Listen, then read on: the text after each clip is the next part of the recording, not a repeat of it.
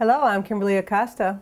Welcome to the Native News Update. It's Thursday, April 7th, and many of the stories you hear here can be found at our website, IndianCountryNews.com. And here's the news for the day from the Associated Press and other Native news sources. On April 6th, the Grammys announced the elimination of 30 categories. Included in that elimination is the Best Native American Album.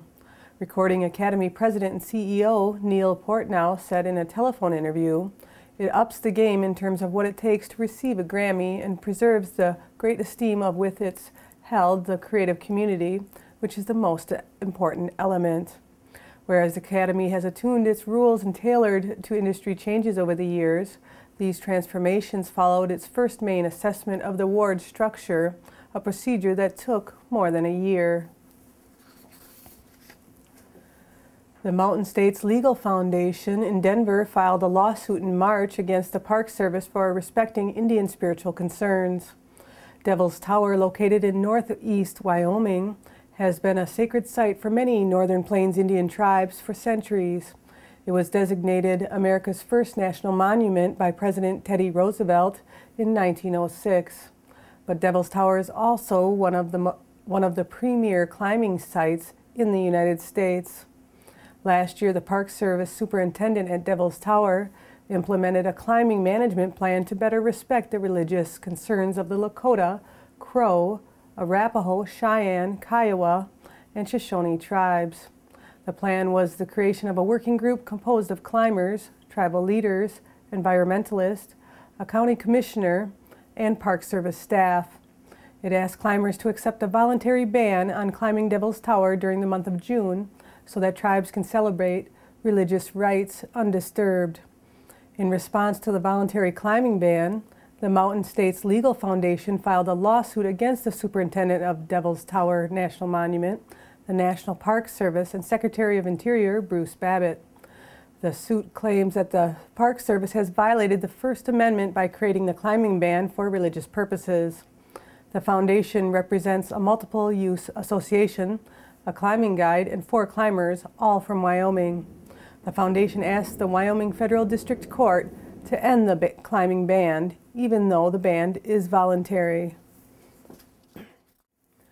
Senator Tim Johnson has introduced a bill to give Native American Veterans Organization a federal charter. Johnson's legislation would officially recognize the National American Indian Veterans Association with a congressional charter. Johnson said in a statement that it's time for the National American Indian Veterans Association to have the same status as other veterans organizations.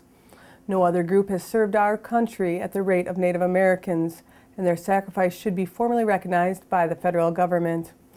The National American Indian Veterans Association, founded in 2004, advocates for Native veterans and helps train veteran service officers in areas with high Native populations. A new location has been announced for the April 11th meeting to brief Native Americans in the Yakima area about how they can participate in the recent $3.4 billion settlement of a class action lawsuit over the government's mismanagement of the Indian Trust.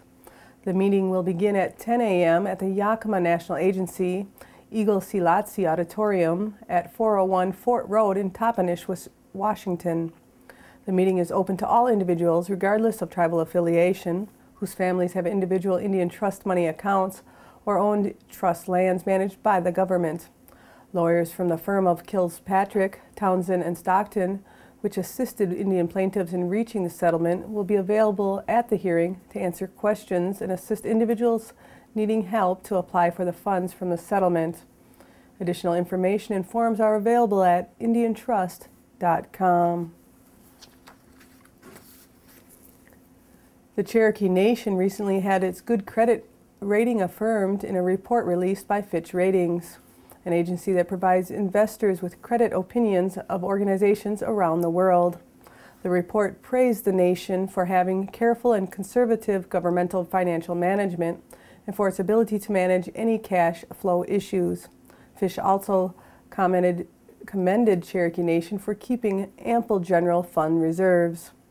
Fitch highlighted the nation's efforts in creating and growing its non-gaming businesses such as healthcare and information technology, stating Cherokee Nation maintains relative revenue diversity compared to other gaming tribes.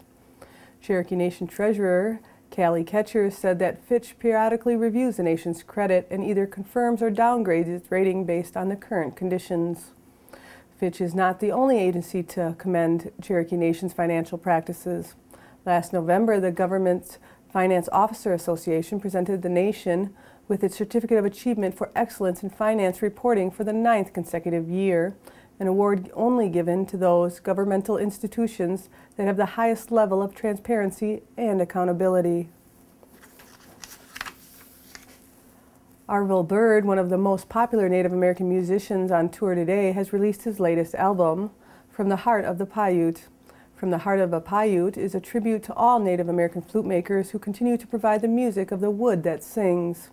To follow the release, Bird will launch his Heart of the Paiute tour, beginning with an appearance with the Rochester Chamber Orchestra in Rochester, New York on April 17th.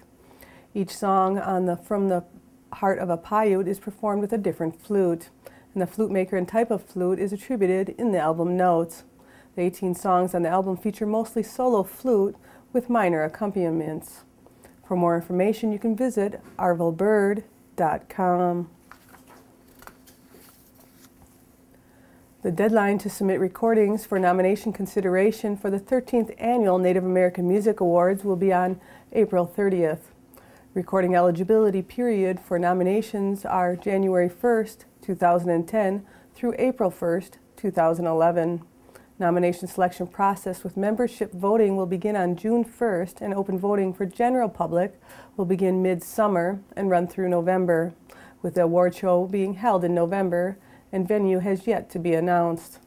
The 2011 advisory membership applications and nomination submission forms are available for anyone who would like to submit a recording for nomination consideration. All forms are available at Nammys.com.